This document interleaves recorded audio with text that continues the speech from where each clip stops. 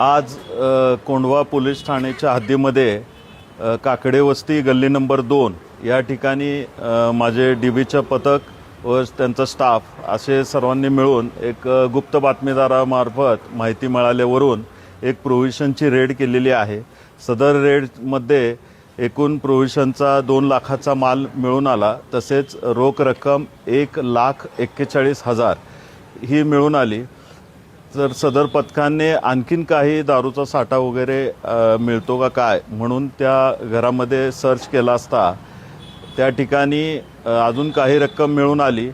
तर ही सर्व आम्ही 2 पंचासमक्ष जप्त केलेली आहे आणि ह्याच्यामध्ये जी रक्कमची अमाऊंट जी आहे ती टोटल 1,85,00,000 इतकी असून आणि 2 लाखाचा प्रोव्हिजनचा माल हा आम्ही या जप्त केलेला आहे।